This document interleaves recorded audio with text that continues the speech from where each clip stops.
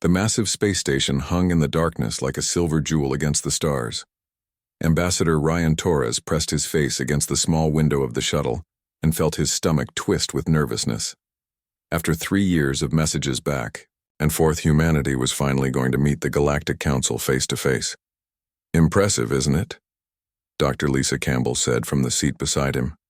She was looking at the same view, but her eyes were bright with scientific curiosity instead of worry. The station is almost 30 miles across. Think of the technology needed to build something like that. Torres nodded but didn't feel impressed. He felt small. The station called Nexus Prime was bigger than some of Earth's cities. It had taken humanity's best ship 3 months to reach this place, and now they were nothing more than a tiny dot approaching something that looked like it could swallow their entire vessel without noticing. Captain Jake Morrison's voice came over the intercom from the bridge. "We're being guided in by their traffic control. They've assigned us docking bay 7012. Apparently that's in the outer ring reserved for what they call minor species." Torres closed his eyes. It was starting already. They hadn't even docked yet, and the aliens were already making it clear where humans belonged in their grand scheme of things. At the bottom, the shuttle shook slightly as it passed through the station's energy field. Torres watched through the window as they moved past other ships docked in the upper levels. Those vessels were sleek and beautiful, with designs that seemed to flow like liquid metal. They were clearly built by species that had mastered technology, far beyond anything humans had achieved. Their own ship looked crude and blocky by comparison. Torres had been proud of the diplomatic vessel when they left Earth. It was humanity's finest achievement in space travel. Now it looked like a child's toy made from scrap metal. The docking process took another hour. When they finally stepped off their shuttle, Torres got his first look at the inside of an alien space station. The walls curved in impossible ways, covered with symbols that hurt his eyes to look at directly. The air smelled strange, like flowers mixed with metal and something he couldn't identify. A tall, thin alien waited for them at the airlock. Its skin was pale blue and seemed to shimmer in the artificial light. When it spoke, the words came from a small device hanging around its neck rather than from its mouth. "Welcome to Nexus Prime," the creature said in perfect English, though the tone was flat and emotionless. "I am Attendant Zilkar. You will follow me to the council chambers. Do not touch anything. Do not speak unless spoken to. Do not wander from the designated path." Torres wanted to say something about diplomatic courtesy, but Dr. Campbell touched his arm and shook her head slightly. She was right. They were guests here, whether they liked the treatment or not. The walk to the council chambers took 20 minutes through corridors that seemed designed to make visitors feel insignificant. The ceilings were impossibly high, disappearing into shadows above. Every surface was covered with artwork and symbols from dozens of different alien cultures. The message was clear. This was a place where ancient civilizations gathered to discuss matters far beyond the understanding of newcomers like humanity. Other aliens passed them in the corridors. Some were tall and graceful with features that reminded Torres of classical statues. Others were shorter and broader, with skin that looked like polished stone. A few didn't look remotely humanoid at all, floating through the air or moving on. Too many legs to count easily. All of them stared at the humans as they passed. Torres heard what sounded like laughter from several groups, though the sounds were unlike any human laughter he had ever heard. The council chambers were enormous. The ceiling stretched up into darkness, and circular tiers of seats rose around. A central platform where Torres realized he would soon be standing. Hundreds of aliens filled those seats, representing species from across the galaxy. The noise of their conversations in dozens of different languages created a sound like rushing water. As soon as the humans entered, the noise stopped. Every alien eye in the chamber focused on them. Torres felt like a bug under a microscope. Attendant Zilkar led them to the central platform and gestured for them to wait. Then he disappeared somewhere into the crowd, leaving the 3 humans standing alone under the stares of the entire Galactic Council. A deep voice boomed through the chamber, somehow translated into English by the station's systems. "The Council recognizes the representatives of the species calling themselves humans from the planet they call Earth." A figure rose from one of the higher tiers, This alien was different from the others Torres had seen. It was massive, at least 8 feet tall, with golden skin that reflected the chamber's lights like metal. When it spoke, its voice carried an authority that made everyone else seem small by comparison. "I am High Counselor Vexthul of the Zephyrian Commonwealth," the being announced. "We have reviewed the data transmitted by your species over the past 3 years. We find your civilization to be primitive, but perhaps capable of basic understanding." Torres felt his jaw clench, but he forced himself to remain silent. This was what they had expected. The Council's previous messages had made it clear that they considered humanity to be far below their level of development. Another alien rose from a different tier. This one was tall and thin like a stretched-out human, with skin that seemed to shift between different shades of purple. "I am Speaker Kilnara of the Arcturian Assembly," it said in a voice like singing crystal. "Your species shows some promise. Despite your obvious limitations, your short lifespans, your violent history, your crude technology, with proper guidance, you might eventually contribute something useful to galactic civilization." Laughter rippled through the chamber. Torres realized that to these beings, humanity was nothing more than an amusing curiosity. They were like adults watching children play with toys, finding their efforts cute but ultimately meaningless. High Counselor Vexthul continued speaking. "We have decided to grant your species provisional membership in our galactic community. You will be restricted to your home system for the next 50 of your years, while you prove your ability to follow civilized standards. During this time, you will provide tribute in the form of rare minerals from your asteroid belt. In return, we will share basic technology that may help your species advance beyond its current primitive state." More laughter echoed through the chamber. Torres realized that what the aliens called generous was actually a form of slavery. They wanted humanity's resources while offering nothing but scraps in return, and they expected humans to be grateful for the privilege. Speaker Kilnara added, "We understand that your species may find these terms challenging to understand. Your minds are still adapted for survival on a single world after all. But in time, you will come to appreciate the honor of serving as an example to other developing species of how primitive civilizations can be gradually elevated to something approaching usefulness." The chamber erupted in what Torres could only describe as alien applause. Sounds ranging from musical notes to grinding noises filled the air as the council members expressed their approval of humanity's humiliation. Dr. Campbell was taking notes on a small device, her face carefully neutral. Torres noticed that she was recording everything, every word and gesture and expression of contempt. Good. Someone needed to remember exactly how this felt. Ambassador Torres stepped forward and spoke the words he had prepared for this moment. "On behalf of humanity, I accept the Council's generous offer of provisional membership. We look forward to learning from your wisdom and contributing what we can to galactic civilization." The words tasted like poison in his mouth, but they were necessary. For now. As the ceremony concluded and the aliens began to file out of the chamber, Torres caught Dr. Campbell's eye. She nodded slightly. She had recorded everything they needed. Back on their ship an hour later, Captain Morrison asked the question that was on all their minds. "So what do we do now?" Torres looked at the message he was preparing to send back to Earth. It contained only 5 words, but those words would change everything. The garden needs tending now. Phase 1 was complete. Now the real work could begin. 3 years had passed since humanity's humiliating introduction to the Galactic Council. On the surface, it looked like humans had accepted their place as the galaxy's newest servants. Earth's freighters traveled regularly to the outer systems, carrying loads of rare metals and minerals to alien worlds. The tribute payments were always on time, always exactly what the Council demanded. Admiral Pete Harrison stood in the observation deck of the hidden facility on Luna's dark side, watching another construction shift begin their work. Through the reinforced windows, he could see hundreds of workers in environment suits moving between the skeletal frames of ships that officially did not exist. The vessels were massive, dwarfing anything humanity had built before, but they were still months away from completion.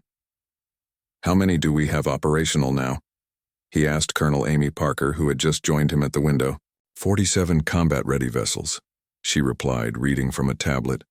Another 112 in various stages of completion. The asteroid facilities are producing even faster now that we've got the automated systems running properly. Harrison nodded. The asteroid belt had become humanity's secret weapon. While alien inspectors occasionally visited Earth and the major colonies, they showed no interest in the scattered rocks floating between Mars and Jupiter. To them, asteroids were just sources of raw materials, nothing more. They never imagined that humans had hollowed out dozens of the larger asteroids and turned them into massive shipyards. The genius of the plan was its simplicity. Every freighter that left Earth's system carried hidden scanning equipment along. With the tribute cargo, the aliens were so confident in their superiority that they never bothered to inspect the ships thoroughly. While they counted tons of platinum and rare Earth elements, they missed the sophisticated sensors mapping their defensive positions and analyzing their technology. Dr. Kate Wilson appeared in the doorway, her lab coat stained with the kind of marks that came from working with dangerous equipment. Admiral, we've had another breakthrough with the Phoenix project. You need to see this. Harrison followed her down the corridor to the research section. The facility was carved deep into Luna's rock, hidden from any sensors the aliens might use. Even if they discovered it, the base was designed to look like a mining operation from the outside. Wilson led him to a testing chamber, where a small device sat on a metal table. It looked like nothing special, just a black box about the size of a book. But Harrison knew that appearances could be deceiving. Watch this, Wilson said, activating the device with a remote control. The air around the box shimmered for a moment, then seemed to bend. Suddenly, the box disappeared completely. Perfect invisibility? Harrison asked. Better than that, Wilson replied with excitement in her voice. It's not just invisible to light. The field bends all forms of electromagnetic radiation around the object. Radar, infrared, even gravity sensors can't detect anything inside the field. As far as any scanner is concerned, there's nothing there at all. Harrison felt a smile spread across his face. How large can you make the field? We've successfully tested it on objects up to the size of a shuttle. Theoretically, we should be able to cover something as large as a cruiser, but that would require a massive power source. What about our new fusion cores? Wilson's smile matched his own. That should work perfectly. The fusion technology was another gift from humanity's supposed servants. While the aliens had dismissed human engineering as crude and primitive, they had underestimated human creativity. Dr. Wilson's team had taken alien power systems and rebuilt them from the ground up, creating fusion reactors that were smaller, more efficient, and more powerful than anything the Council used. Harrison left the research section and made his way to the communications center. Commander Nick Sullivan was waiting for him with a report from his latest scouting mission. Sullivan commanded one of humanity's few operational stealth ships, vessels that used early versions of Wilson's invisibility technology to move undetected through alien space. What did you find out there? Harrison asked. Sullivan activated a holographic display showing star charts marked with alien positions. The Phanarians are definitely interested in our proposal. Their pack leaders are tired of Council restrictions on their territorial expansion. They've got a strong warrior culture, and they don't like being told they can't grow their borders. What about the Keepers? Even more promising, Sullivan replied. They're a collective species, all about efficiency and productivity. The Council's trade restrictions are killing their economy. They want to build and create, but the aliens keep limiting what they can do to maintain the status quo. Harrison studied the star chart. Red dots marked Council strongholds, while green dots showed the locations of species that might be willing to join humanity's cause. There were more green dots than he had expected. The Vaegir were the biggest surprise, Sullivan continued. They're warriors proud of their military traditions, but the Council has basically banned them from having anything more than a police force. Their generals are furious about it. Any species that refused to talk? Sullivan pointed to several blue dots on the map. The Crystalline Collective seems happy with the current system. They profit from the restrictions on other species. Same with the Ethereal Union. They're part of the Old Guard, benefit from keeping everyone else down. Harrison nodded. It was what he had expected. In any system of oppression, there were always those who benefited from keeping others down. But there were also always those who suffered under that oppression, and those were the allies humanity needed. General Ben Carter entered the communication center carrying a thick folder. "Admiral, we've finished the analysis of the alien defensive systems. You're going to want to see this." They moved to a secure briefing room where Carter spread out technical diagrams and photographs taken by the hidden sensors on the tribute freighters. "Their defenses are impressive but predictable," he began. "They rely on massive static installations and slow-moving capital ships. Everything is designed for fighting the kind of wars they fought thousands of years ago." "What does that mean?" "For us?" Harrison asked. Carter smiled. "It means they're not ready for the kind of war we're planning to fight.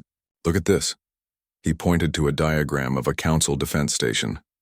"Massive shields, heavy armor, weapons that can destroy planets. But look at the power distribution system." Harrison studied the diagram. "Everything runs through central nodes." "Exactly. Take out 3 key points and the entire station loses power. They built these things to withstand massive frontal assaults, not surgical strikes by small, fast ships." Carter pulled out another set of diagrams. "Their fleet formations are even worse.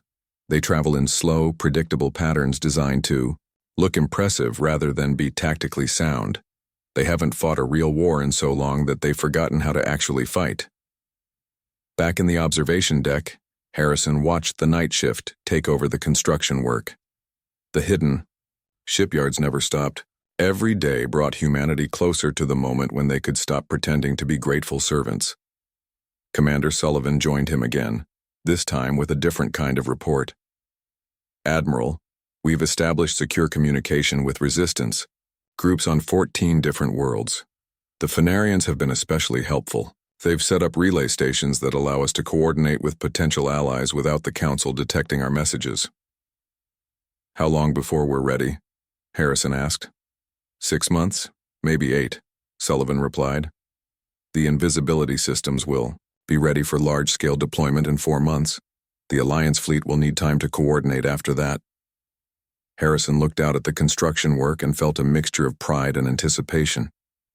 3 years ago, humanity had been humiliated in front of the entire galaxy. The aliens had laughed at human technology, dismissed human potential, and treated Earth like a source of raw materials rather than a civilization worthy of respect.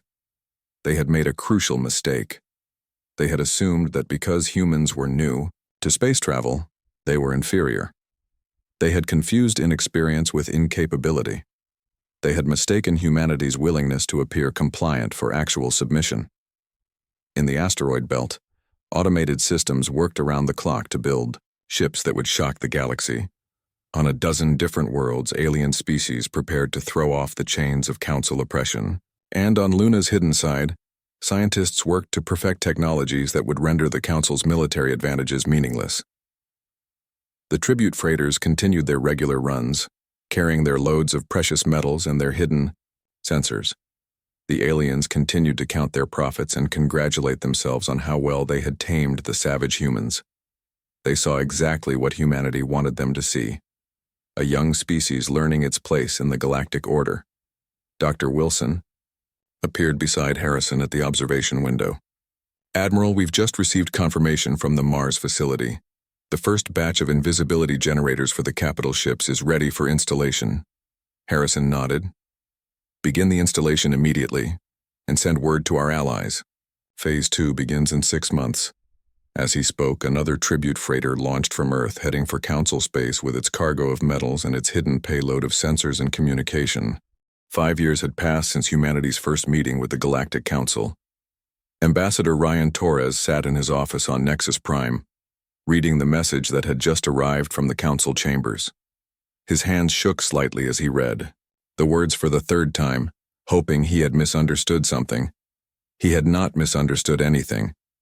The Council was demanding that humanity surrender their newest colony, New Haven, to become a mining operation for Zephyrian corporations. They called it an honor. They said it would allow humans to serve their betters more directly. They expected an answer within 1 standard galactic week. Torres had aged badly during his 5 years as humanity's representative to the Council. His hair had gone completely gray and deep lines marked his face. Every day brought new humiliations, new demands, new reminders that humans were considered barely above animals by the alien species that ruled the galaxy. But this was different. This crossed a line that even Torres knew could not be uncrossed. New Haven was home to 50,000 human colonists. They had spent 4 years turning a barren world into something beautiful, with cities and farms and schools for their children. The colonists had followed every council regulation, paid every tax, submitted every required report. They had done everything right. Now the aliens wanted to take it all away. Torres activated his secure communication system and sent an encrypted message back to Earth. The message was simple. They want New Haven. What are my instructions? The reply came faster than Torres had expected. It contained only 2 words. Buy time. Dr. Lisa Campbell found Torres in his office 3 hours later, staring out the window at the stars. She looked as tired as he felt. 5 years of diplomatic service in an environment where humans were treated like useful pets had worn them both down. I heard about the Council's demand, she said, sitting down across from his desk. How much time do we have? 6 days now, Torres replied. They want a formal ceremony where I hand over New Haven's sovereignty to the Zephyrians. High Counselor Vex Thule is very excited about it. Campbell made a sound that might have been laughter, but there was no humor in it. Of course he is. Nothing makes them happier than reminding us how powerless we are. Lisa, Torres said quietly, I need you to do something for me. I need you to request a full council session for the ceremony. Tell them that humanity wants all the major species present to witness this historic moment. Campbell raised an eyebrow. You want to make our humiliation as public as possible? Torres managed a small smile. Trust me, back on Earth, President Carol Davis stood in the Situation Room deep beneath the Capitol building. Around the table sat the most powerful people in human space: military leaders, scientists, intelligence directors, and the heads of the secret colonial programs that officially did not exist. Admiral Pete Harrison, now older and grayer but still sharp, spread star charts across the table. The fleet is ready, he announced. 53,000 combat vessels, including the new invisible ships. Our allies have another 28,000 ships of their own. General Ben Carter added his own report. The Fenarian wolf packs are in position. The Keeper Industrial fleets are standing by. The Vagrant battle groups are ready for action, all waiting for our signal. Dr. Kate Wilson looked excited despite the serious nature of the meeting. The invisibility systems are working perfectly. We can make entire fleets disappear from any known form of detection. The aliens won't see us coming until we want them. Tours President Davis listened to each report, then looked around the table. Are we really ready for this? Once we take this step, there's no going back. We'll be at war with the most powerful military force in the galaxy. Commander Maya Thompson, who had been promoted to lead the Liberation Fleet's advance forces, spoke up. Madam President, with respect, we've been at war for 5 years. They just haven't realized it yet. Admiral Harrison nodded in agreement. The Council made this choice when they decided to treat us like animals. We've tried diplomacy. We've, tried compliance. We've tried working within their system. Now they want to steal our colony and call it an honor. Enough is enough. Dr. Alex Reed appeared on the main screen via secure communication from New Haven. The colonial administrator looked calm despite the circumstances. My people are ready, he said. Everyone knows what's happening. The children have been moved to the secure shelters and our defensive systems are online. We're not going anywhere without a fight. President Davis made her decision. Send the message to Torres, tell him to arrange his ceremony, and send the activation codes to all fleet commanders. Operation Liberation begins in 72 hours. On Nexus Prime, Ambassador Torres received his final instructions from Earth. He read them twice, then deleted the message and activated the station's diplomatic communication system. Within minutes, he had sent requests to all 12 major council species, asking for their presence at a historic ceremony. The response was exactly what he had expected. Every species wanted to attend. The chance to watch humanity surrender one of their most successful colonies was too good to miss. High Counselor Vexthul personally confirmed his attendance and suggested that the ceremony be broadcast throughout council space so that other developing species could learn from humanity's example. Torres agreed to everything. The more aliens who witnessed what was about to happen, the better. Dr. Campbell spent the next 2 days making preparations for the ceremony. She arranged for the largest council chamber to be used, the one that could hold representatives from all the major species plus observers from dozens of minor ones. She coordinated with the station's broadcast systems to ensure that the ceremony would be transmitted to every corner of council space. She also made some preparations that the aliens never noticed. Hidden in her diplomatic equipment were communication devices that would allow her to coordinate with the approaching human fleet. The aliens had grown so used to ignoring human technology that they rarely bothered to scan it anymore. On the day of the ceremony, Torres stood in his quarters and put on his best diplomatic uniform. He looked at himself in the mirror and practiced the speech he would give. Most of it was standard diplomatic language about humanity's gratitude and the honor of serving the council. The ending, however, was something entirely different. Captain Steve Murphy, commanding the flagship Terra's Wrath, received the final positioning updates from his scout ships. The human fleet was spread across dozens of systems, all invisible to alien sensors, all waiting for the signal to move. The Allied fleets were in similar positions, ready to support the humans when the moment came. "All ships report ready," his communications officer announced. "We're receiving the ceremony broadcast from Nexus Prime. Ambassador Torres is about to begin his speech." Murphy nodded. "Stand by for Operation Liberation. This is what we've been waiting for." The council chambers were packed beyond capacity. Every seat was filled with alien dignitaries eager to witness humanity's latest humiliation.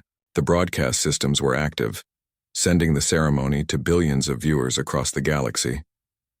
Ambassador Torres walked slowly to the central platform, his head down as if in defeat. The alien spectators whispered among themselves, enjoying the sight of the broken human diplomat. High Counselor Vexthul smiled broadly from his elevated position, savoring the moment. Torres reached the center of the platform and activated the microphone. His voice, when he spoke, sounded tired and defeated. "Honored members of the Galactic Council," he began, "I come before you today to respond to your demand regarding the human colony of New Haven." The chamber fell silent. Every alien eye focused on the human ambassador, waiting to hear him surrender another piece of humanity's freedom. Torres continued in the same defeated tone. "For 5 years, humanity has tried to find its place in galactic civilization. We have paid our tributes, followed your regulations, and accepted your guidance in all things." He paused and looked up at the assembled aliens. "We have learned much from your example." Torres reached into his jacket and pulled out a small device that looked like a standard diplomatic communicator. The aliens paid no attention to it. They had seen similar devices hundreds of times before. "Today," Torres said, his voice suddenly growing stronger, "humanity has a different response." He pressed a button on the device. Throughout council space, invisible fleets suddenly appeared on every sensor screen. Thousands upon thousands of ships materialized out of nothing, surrounding every major council world, every important space station, every significant military installation. The chamber erupted in confusion as alien communicators began receiving panicked reports from across the galaxy. The humans had somehow assembled the largest fleet in galactic history, and it had appeared everywhere at once. Torres smiled for the first time in 5 years. "New Haven is not for sale," he announced, "and neither is humanity." The council chambers erupted into chaos as thousands of human ships appeared on every sensor screen throughout the galaxy. Alien delegates shouted in dozens of different languages, while their communication devices buzzed with panicked reports from their homeworlds. The massive display screens around the chamber showed the same impossible sight: human fleets surrounding every major council installation. High Counselor Vexthul stood frozen at his elevated position, his golden skin pale with shock. For the first time in his long life, the arrogant Zephyrian leader had nothing to say. Speaker Kilnara was frantically trying to contact the Arcturian home fleet, but her purple skin had turned almost white with fear. Ambassador Torres remained, calm at the center of the platform, watching the aliens panic around him. After 5 years of humiliation and mockery, he was finally seeing them experience the fear that other species had lived with for centuries. The main display screen activated, showing the bridge of a massive human warship. Fleet Admiral Pete Harrison appeared on the screen, his weathered face calm and confident. Behind him, the bridge of the Terra's Wrath hummed with quiet efficiency as human officers coordinated the largest military operation in galactic history. Members of the Galactic Council, Harrison began, his voice carrying clearly through the chamber's communication system. My name is Fleet Admiral Harrison of the Earth Defense Force. I am speaking to you from the flagship of the Human Liberation Fleet. Vexthul finally found his voice. This is impossible. Your species doesn't have the technology for ships like these. You're primitives, we've seen your capabilities. Harrison smiled slightly. You've seen exactly what we wanted you to see, Counselor. While you were counting tribute payments and congratulating yourselves on taming the savage humans, we were building, we were learning, we were preparing. Dr. Lisa Campbell activated her hidden communication device from her position in the observer section. Instantly, detailed information began flowing to the human fleet about the station's defensive systems and the positions of Council security forces. The aliens had grown so comfortable with human presence that they had forgotten humans could be dangerous. You have 30 seconds to surrender all weapons and defensive systems. Harrison continued. Any attempt to resist will be met with overwhelming force. This is not a negotiation. The crystalline collective delegate, a being that looked like living crystal, rose from his seat. You cannot do this. The Council has maintained peace in this galaxy for 10,000 years. We are a civilized organization.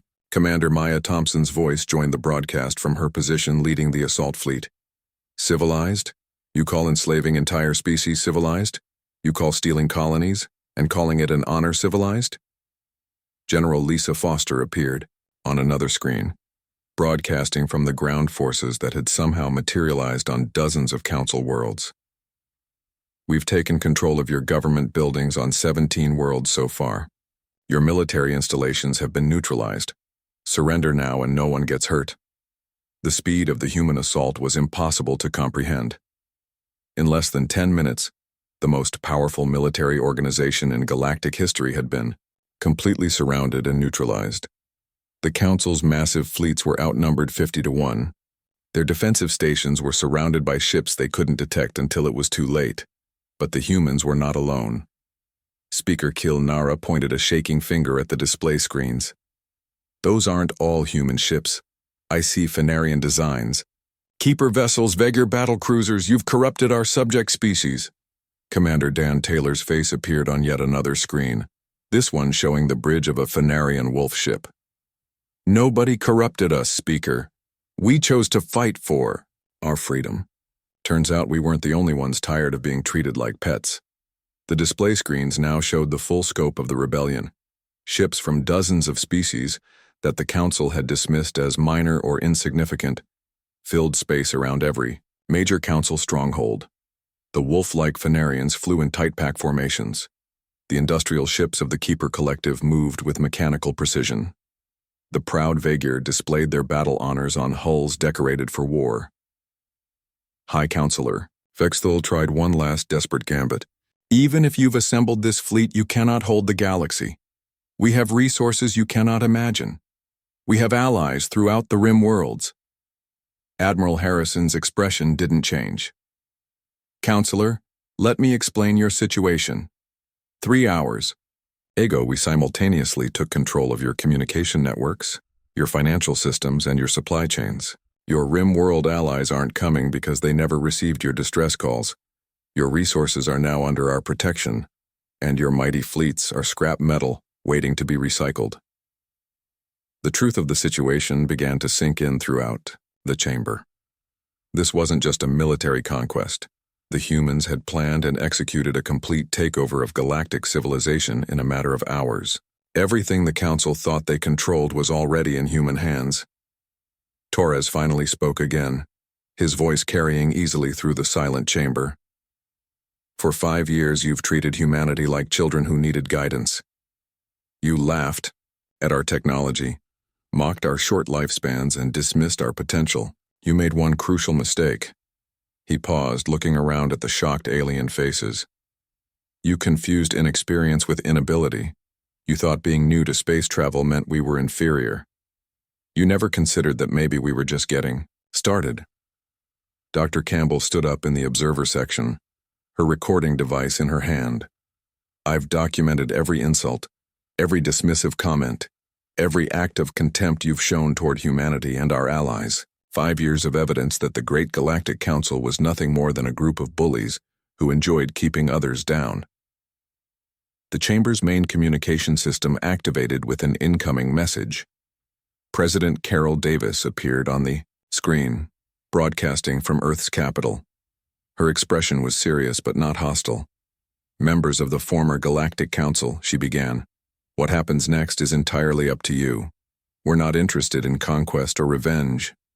We want something you've never offered before: equality. She gestured to someone off screen, and the display changed to show a document. This is the charter for a new galactic organization. One where all species have equal representation, where decisions are made by consensus rather than force, where newer civilizations aren't automatically treated as servants. Admiral Harrison added, every species in this galaxy will have the chance to join as equals. Your technology, our innovation, their resources, everyone's knowledge shared for the benefit of all. Or you can reject the offer and face isolation from the new galactic community. The response from the Council was immediate and predictable. Some species, particularly the younger ones who had suffered under Council oppression, immediately agreed to the new arrangement. Others, especially those who had profited from the old system, tried to negotiate for special privileges. The Zephyrians and Arcturians, the most arrogant of the former Council leaders, refused outright. Within hours, their worlds found themselves cut off from all galactic trade and communication. Their mighty fleets were confined to their home systems by human patrol ships that appeared and disappeared at will. Most of the other Council species chose pragmatism over pride. They agreed to join the new organization as equals, rather than face the same isolation as their former leaders. 10 years later, Ambassador Torres stood on the observation deck of New Haven's orbital station, watching ships from dozens of species dock at the trading platforms below.